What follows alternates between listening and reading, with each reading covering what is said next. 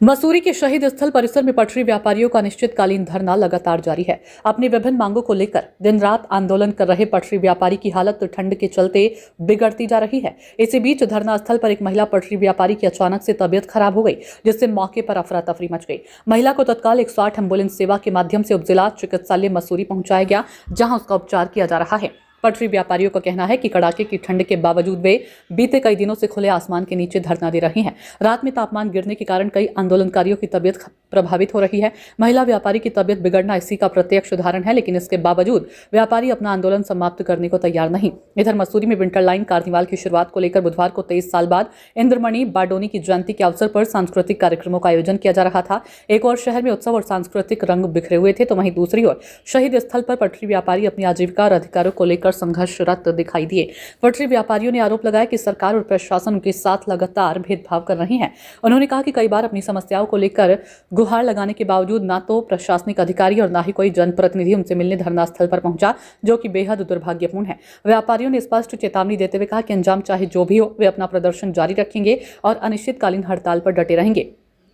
पटरी व्यापारियों ने बताया कि उन्होंने मुख्यमंत्री पुष्कर सिंह धामी को एसडीएम मसूरी के माध्यम से ज्ञापन भेजकर अपनी समस्याओं के समाधान और उन्हें व्यवस्थित किए जाने की मांग की, लेकिन अब तक कोई ठोस कार्रवाई नहीं हुई है।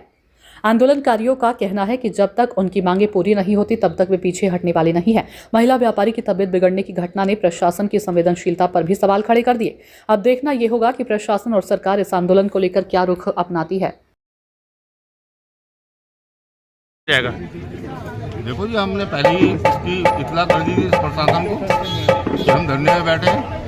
अब हम धरने में बैठे रहेंगे कंटिन्यू, बल्कि इससे ज़्यादा कल रात हम यहाँ पूरी रात बैठे रहे और उसके बाद हम धरना प्रदर्शन और चक्का जाम वगैरह करने की कोशिश करेंगे। और क्या मानते हैं, कार्निवल की शुरुआत हो गई है, ऐसे में यहाँ कार्निवल और आपका धरना दोनों संयुक्त रूप से चलेगा? संयुक्त। तो आप कार्यक्रम का विरोध नहीं कर रहे हैं? कार्यक्रम का विरोध नहीं, हम तो ये बरौनी का कार्यक्रम है, विरोध नहीं कर रहे क्योंकि हमारे गढ़वाल के। और कल भी कार्यक्रम होने हैं यहाँ पर? हाँ, कल भी कार्यक्रम होने हैं। हम वो नीचे करेंगे, हम पूरा जहाँ धरने की परमिशन है हमारी, हमारा धरना नहीं छोड़ेंगे। आप शहीद स्थल पे बैठे रहेंगे? हाँ, बैठे रहेंगे।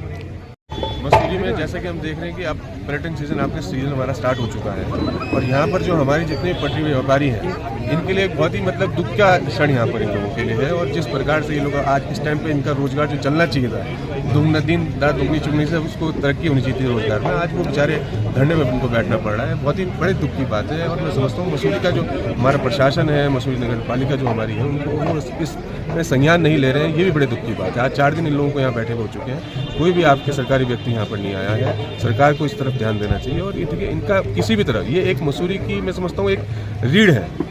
इनके बगैर अगर हम बोलें कि मसूरी आप किस तरह आपके तरक्की कर सकती तो वो मुमकिन नहीं है। और इन लोगों के लिए सरकार को भी और हम सभी लोगों को, जो मसूरी वासियों को भी खड़ा होना चाहिए, इनके संगठन को और मजबूत करना चाहिए, इनके आंदोलन को और मजबूत करना चाहिए। तो क्या आप इनके जो धरना दे रहे हैं उनको समर्थन कर रहे हैं और पूरी लड़ाई लड़ेंगे? बिल्कुल, हम इनको समर्थन कर रहे हैं और हम आपके कोर्ट भी जाने का रुख कर रहे हैं कि भाई कोर्ट में हम देख रहे हैं किस प्रकार से हम कोर्ट में अपनी बात रख सकते हैं। जो ये समिति बनी है टीबीसी, इसको भंग करने की एक मांग जो उठ रही है वो बिल्कुल सही उठ रही है, क्योंकि जो उसने आपके एक रिपोर्ट अपनी पेश करी, उस रिपोर्ट में जितने भी उन्होंने नाम पेश किए वो बिल्कुल भी सही नहीं है। और जिस तरीके से उनका चयन हुआ है, कई लोगों का कहना है कि भाई वो 6 महीने पहले यहाँ पर आए हुए हैं। कई लोगों और जो जिनको हटाया गया उनको कह रहे हैं कि उनके बच्चे कोई मॉडलिंग कर रहा है, कोई अगर मान लो बच्चे कोई रोजगार कर रहे हैं, वो तो भी स्टार्ट हुआ है। मॉडलिंग में कितना पैसा एक बच्चा कमा लेगा?